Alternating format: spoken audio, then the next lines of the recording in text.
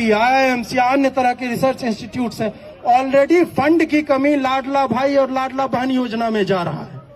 82 करोड़ को आप पंगु बना रहे हो राशन दे दे करके। फ्री का राशन लो, मनरेगा का पैसा मिल जाएगा, बच्चों के लिए ये सुविधा वो सुविधा, ये सारा कुछ किया पॉवर्टी एलिविएशन के लिए। पैसा सारा उधर डाइवर्ट करके रिसर्च एंड डेवलपमेंट में क्या पैसा लगा रही है सरकार। उसके बाद आप 50% योग्य व्यक्तियों को पहले ही काट देते हो जो स्कूलिंग से आगे ही ना बढ़ पड़े। वो बच्चे कहाँ जाएंगे? आपका सिस्टम ऑलरेडी 50% इनएफिशिएंट है। उसके बाद से 20-30% विदेश चले जाते हैं। आप 10 या 20% एफिशिएंसी पे काम करते हुए किस हिसाब से कह रहे हो कि आप जो है वो विकसित भारत तक पहुंच जाओगे? मेरिट से कोई कंप्रोमाइज नहीं होनी चाहिए। आर्थिक रूप से आरक्षण होना ही होना चाहिए। हर जाति के लोगों को, जो भी गरीब है, एससी समुदाय में 1000 लोग, जो मैं थोड़ी देर पहले कह रहा था, 1000 जातियां ऐसी हैं जिनको आरक्षण का लाभ कुछ नहीं मिला। ओबीसी में भी वही है बात। उसके साथ हमने यह भी देखा है कि 2-4 जातियां लगातार आरक्षण का लाभ लेती रही हैं। उन्हीं के पॉलिटिकल रिप्रेजेंटेटिव्स भी नेता बने हैं। इन समाज के लोग नेता भी नहीं बन पा रहे हैं। तो इन समाज के लोगों को भी यह देखना चाहिए कि तुम्हारा स्वाभिमान कहां मर गया, तुम में यह स्वाभिमान क्यों नहीं है। और मैं फिर इस मंच से बता रहा हूं कि अंबेडकर से बड़ा और अच्छा उदाहरण दलित समुदाय के स्वाभिमान के लिए कोई हो ही नहीं सकता। तुम कहते हो ब्राह्मण की लड़कियां दे दो। पहली बात, वो तो सेक्सुअल परवर्जन है तुम्हारा। तुम एक पोर्नोग्राफिक एडिक्ट माइंडसेट से ये बात बोलते हो। काहे दे दे ब्राह्मण तुम्हें अपनी बेटी? भाई मतलब क्या है? ब्राह्मण बेटियां पैदा कर रहा है तुम्हें देने के लिए। तुम अपने आप को उस योग्य बनाओ, तुम्हारे गले में वरमाला डाल देगी वो। तुम अपने समाज की बेटियों को तो अपने समाज के बेटों से विवाह करवा लो। दलितों में जो 1200 जातियां हैं उनमें क्या आपस में विवाह होते हैं? बैठ करके खाते नहीं वो लोग अपने साथ। सेम चीज जो है SC/ST एक्ट का 81% जो है वो लोड आता है ओबीसी के ऊपर। तो भाई ब्राह्मण तुम्हारे साथ कहां से कौन सी वो कर गया? फिर फर्जी नहीं, 5000 साल पहले पानी नहीं पीने दिया गया, कुआं खुदवा लिया और पानी नहीं पीने, ये क्या बकलोली है भाई? है? अंबेडकर जी को शिक्षा में सबसे अधिक सहयोग किसने दिया? एक ब्राह्मण ने और राजपूत ने। मैं किसी जाति से भीख नहीं मांग रहा हूं कि हमें तुम समर्थन दे दो। तुम्हारी बच्चियों को भोगना पड़ेगा। हम हमारी लड़ाई लड़ने को बकायदा खूब ताकतवर है भैया, वो खूब सक्षम है।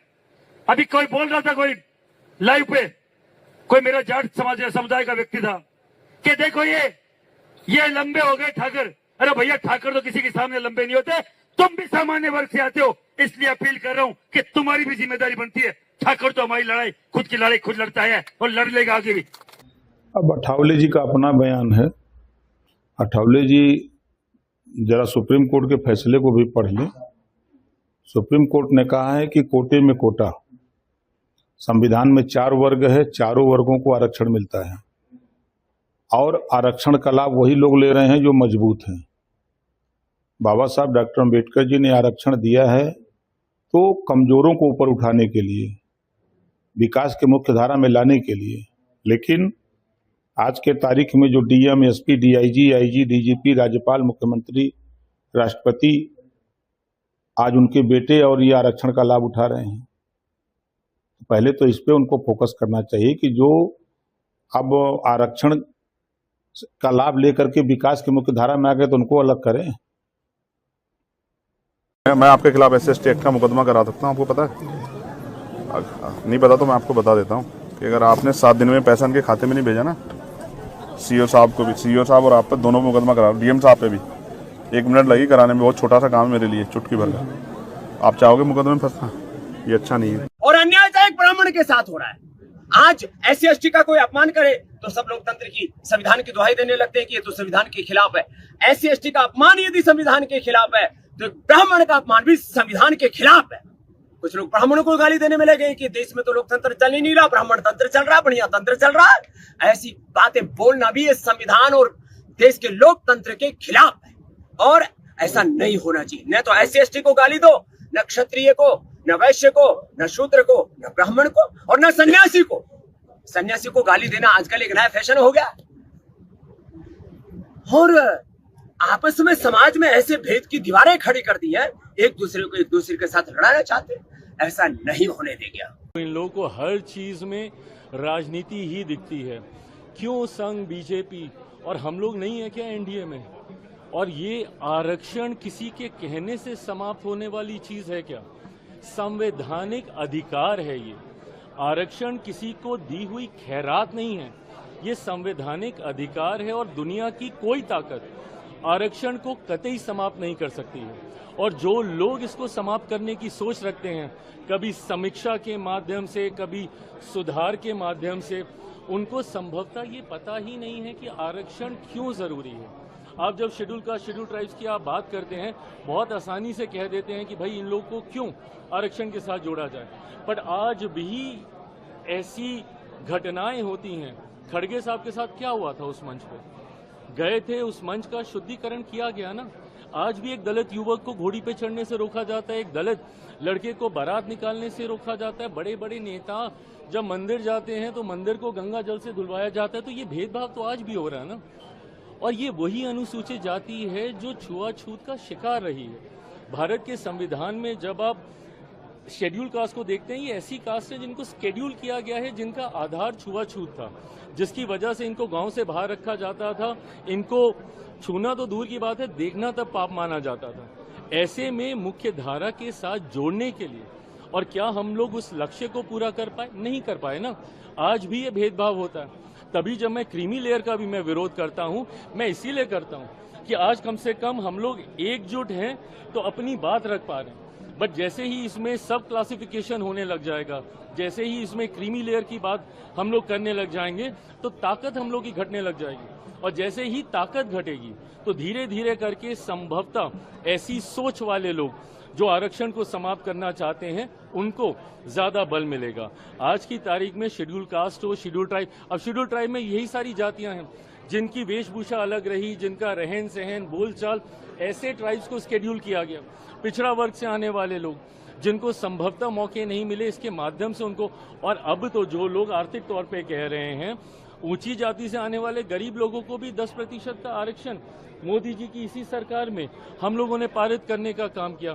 तो जो लोग ये सोच रखते हैं कि आरक्षण पे चर्चा होनी चाहिए, सुधार होना चाहिए, समीक्षा होनी चाहिए, बाबा साहेब की सोच से बनी हुई ये व्यवस्था है और दुनिया की कोई ताकत इसको, और मैं जब तक हूं, मैं इतना तो मैं पूरे गारंटी के साथ कह सकता हूं कि जिस सरकार में चिराग पासवान है, रामविलास पासवान जी का बेटा हूं, कतई इस व्यवस्था को बिगड़ने नहीं दूंगा। बाबा साहब अम्बेडकर जी ने मतलब संविधान में आरक्षण लाने का प्रयत्न किया था और अभी ओबीसी को आरक्षण ओबीसी सिंह जी के टाइम पर मिला था। तो मुझे लगता है कि और उसके बाद मोदी सरकार ने इकोनॉमिक वीकर सेक्शन को भी 10% आरक्षण दिया है। तो हर जाति को अभी आरक्षण मिलता है, तो इसीलिए आरक्षण खत्म करने की इसको अधिकार नहीं है। ये सबका संवैधानिक अधिकार है और इसकी मांग करने वाले लोग राष्ट्रद्रोही लोग हैं। इसके ऊपर, इनके लोगों पर एक्शन होनी चाहिए। दोस्तों, देश में आरक्षण हटाओ आंदोलन की मांग तेज हो रही है। साथ ही केंद्र सरकार ने जो यूजीसी में परिवर्तन किया था, उसको लेकर भी सवर्ण यानी सामान्य वर्ग के लोग, उनका ये कहना है कि यूजीसी में जो नए नियम जोड़े गए उनको भी केंद्र सरकार हटाए। अब इसको लेकर कुछ दिन पहले दिल्ली के जंतर मंतर पर प्रोटेस्ट हुआ।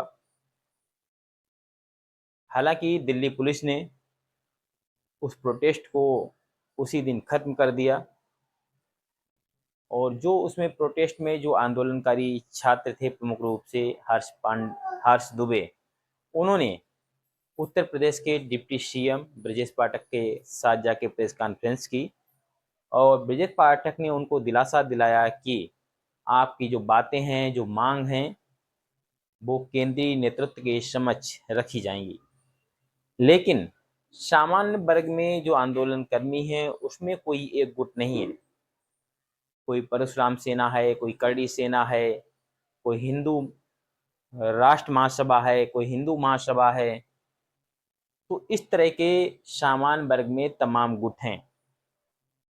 ब्रजेश पाठक के साथ हर्ष दुबे की मीटिंग के बाद जो जाने माने इन्फ्लुएंसर हैं, यूट्यूबर हैं अजीत भारती ने कटाक्ष किया कि आपने जाकर मीटिंग कर ली और कल तक आप आंदोलन कर रहे थे। शायद आपके पिताजी को विधायकी का टिकट मिल जाए, इसको लेकर मेरी शुभकामनाएं। हालांकि हर्ष दुबे बहुत छोटी बात है, ऐसे पता नहीं सामान्य वर्ग में कितने स्टूडेंट हैं जो आरक्षण हटाने की मांग कर रहे हैं और वो चाहते हैं कि यूजीसी में केंद्र सरकार जो नियम लाई है उसको लेकर विचार होना चाहिए, जो नियम लाई है उसको वापस लेना चाहिए, यानी यूजीसी रोल बैक। अब इसी सब घटनाओं के मद्देनजर मैं भी कल रात दिल्ली के जंतर मंतर गया, तो मैंने दिल्ली के जंतर मंतर पर इतनी काफ़ी भीड़ देखी, भीड़ यानी पुलिस की भीड़। जब मैं दिल्ली के जंतर मंतर के राजीव चौक मेट्रो स्टेशन पर उतरा तो वहाँ पर जगह जगह बैरिकेडिंग थी, जगह जगह दिल्ली पुलिस के जवान, आरएएफ के जवान तैनात थे। मतलब 3 किलोमीटर के दायरे में जगह जगह बैरिकेडिंग और जगह जगह दिल्ली पुलिस के जवान थे और जंतर मंतर की तरफ जाने वाले रास्ते पर आप कहीं पर भी वीडियो नहीं बना सकते थे, ये स्थिति थी। जब मैंने राजीव चौक से थोड़ा इधर उधर हुआ तो वहाँ पर सवर्ण संगठन के कई लोग वहाँ पर मौजूद थे और वो अलग अलग गुटों में थे जो यूट्यूबर को इंटरव्यू दे रहे थे। उनका कहना था कि सवर्ण सामान्य वर्ग के लोग दिल्ली में जगह जगह पूरी दिल्ली में हैं, केवल इसलिए से वो इधर उधर हैं कि दिल्ली पुलिस उनको प्रोटेस्ट की अनुमति नहीं दे रही है और जहां भी जरा भी भीड़ देखती है उनको हिरासत में ले लेती है।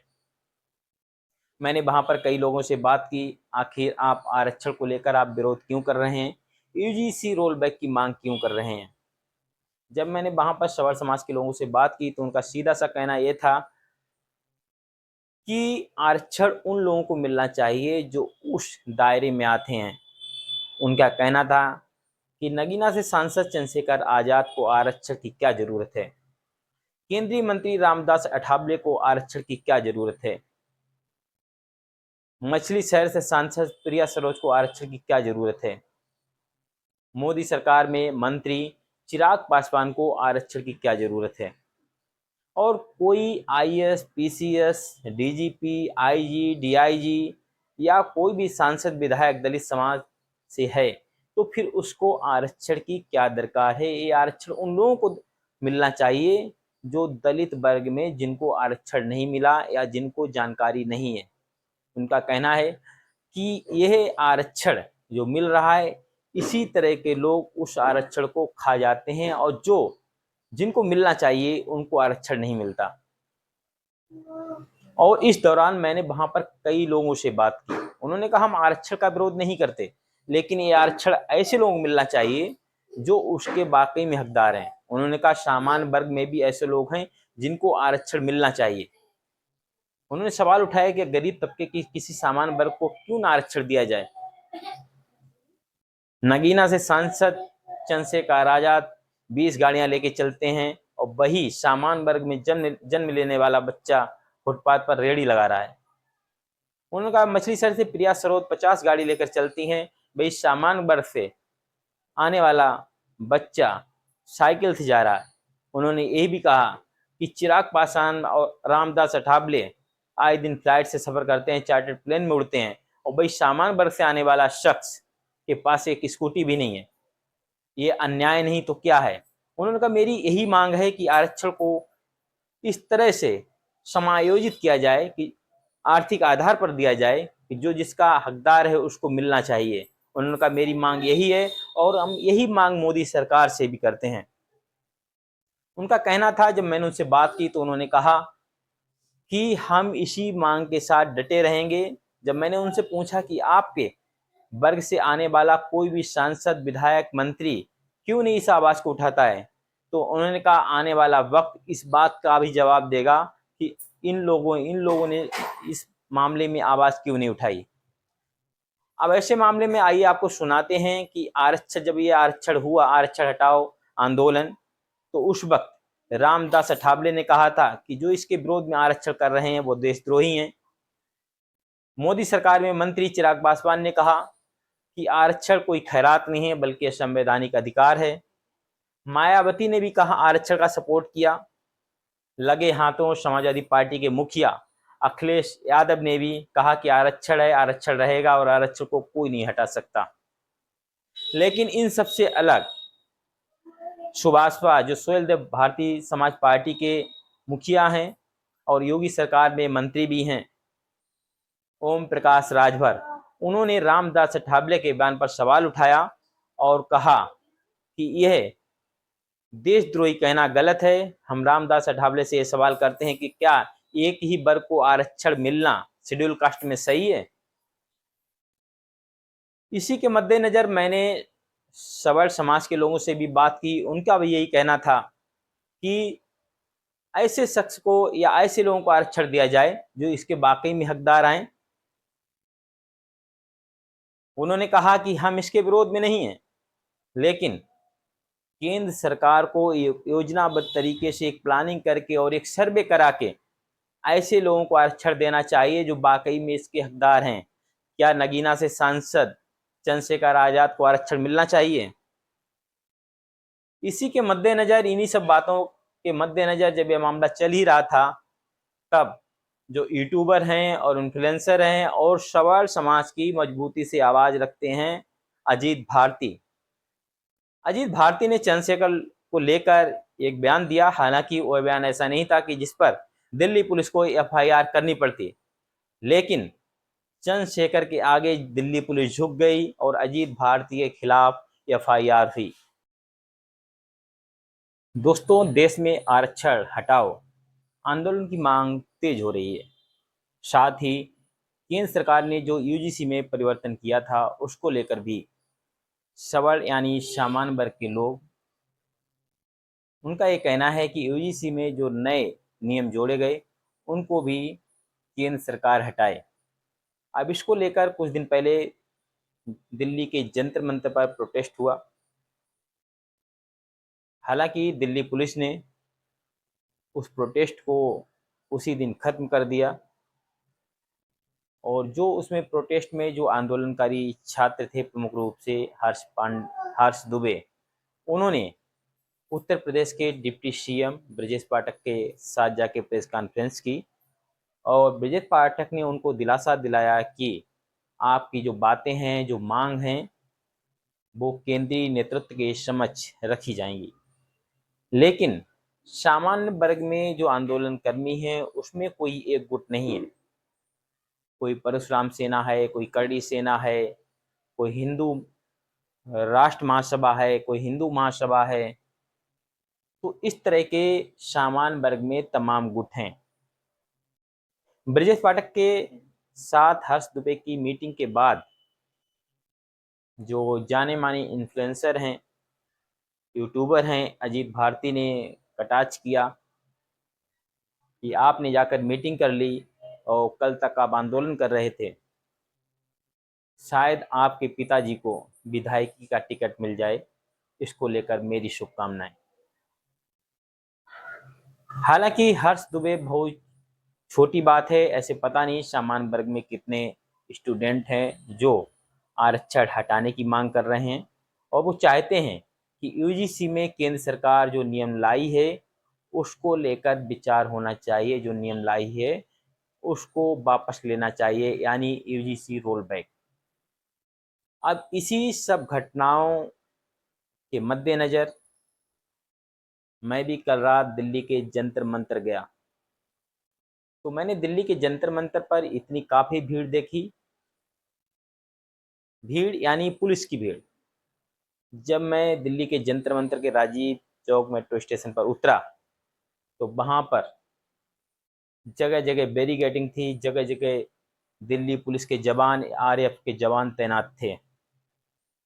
मतलब 3 किलोमीटर के दायरे में जगह जगह बैरिकेडिंग और जगह जगह दिल्ली पुलिस के जवान थे और जंतर मंतर की तरफ जाने वाले रास्ते पर आप कहीं पर भी वीडियो नहीं बना सकते थे, ये स्थिति थी।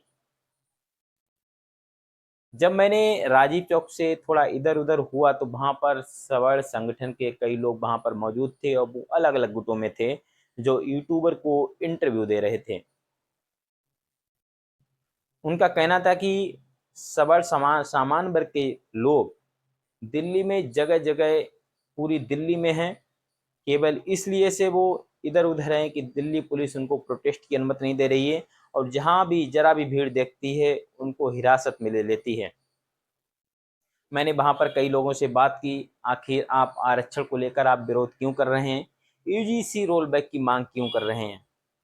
जब मैंने वहां पर सवर्ण समाज के लोगों से बात की तो उनका सीधा सा कहना यह था कि आरक्षण उन लोगों को मिलना चाहिए जो उस दायरे में आते हैं। उनका कहना था कि नगीना से सांसद चंद्रशेखर आजाद को आरक्षण की क्या जरूरत है, केंद्रीय मंत्री रामदास अठावले को आरक्षण की क्या जरूरत है, मछली शहर से सांसद प्रिया सरोज को आरक्षण की क्या जरूरत है, मोदी सरकार में मंत्री चिराग पासवान को आरक्षण की क्या जरूरत है, और कोई IAS, PCS, DGP, IG, DIG या कोई भी सांसद विधायक दलित समाज से है तो फिर उसको आरक्षण की क्या दरकार है। ये आरक्षण उन लोगों को मिलना चाहिए जो दलित वर्ग में जिनको आरक्षण नहीं मिला या जिनको जानकारी नहीं है। उनका कहना है कि यह आरक्षण जो मिल रहा है इसी तरह के लोग उस आरक्षण को खा जाते हैं और जो जिनको मिलना चाहिए उनको आरक्षण नहीं मिलता। और इस दौरान मैंने वहां पर कई लोगों से बात की, उन्होंने कहा हम आरक्षण का विरोध नहीं करते, लेकिन ये आरक्षण ऐसे लोगों को मिलना चाहिए जो उसके वाकई में हकदार हैं। उन्होंने कहा सामान्य वर्ग में भी ऐसे लोग हैं जिनको आरक्षण मिलना चाहिए। उन्होंने सवाल उठाया कि गरीब तबके की किसी सामान्य वर्ग को क्यों ना आरक्षण दिया जाए। नगीना से सांसद चंद्रशेखर आजाद 20 गाड़ियां लेके चलते हैं और वही सामान्य वर्ग में जन्म लेने वाला बच्चा फुटपाथ पर रेहड़ी लगा रहा है। उन्होंने कहा मछली शहर से प्रिया सरोज 50 गाड़ी लेकर चलती हैं, वही सामान्य वर्ग से आने वाला बच्चा साइकिल से जा रहा है। उन्होंने ये भी कहा कि चिराग पासवान और रामदास अठावले आए दिन फ्लाइट से सफर करते हैं, चार्टर्ड प्लेन में उड़ते हैं, और वही सामान्य वर्ग से आने वाला शख्स के पास एक स्कूटी भी नहीं है। ये अन्याय नहीं तो क्या है। उन्होंने कहा मेरी यही मांग है कि आरक्षण को इस तरह से समायोजित किया जाए कि आर्थिक आधार पर दिया जाए कि जो जिसका हकदार है उसको मिलना चाहिए। उन्होंने कहा मेरी मांग यही है और हम यही मांग मोदी सरकार से भी करते हैं। उनका कहना था, जब मैंने उनसे बात की तो उन्होंने कहा कि हम इसी मांग के साथ डटे रहेंगे। जब मैंने उनसे पूछा कि आपके वर्ग से आने वाला कोई भी सांसद, विधायक, मंत्री क्यों नहीं इस आवाज को उठाता है, तो उन्होंने कहा आने वाला वक्त इस बात का भी जवाब देगा कि इन लोगों ने इस मामले में आवाज क्यों नहीं उठाई।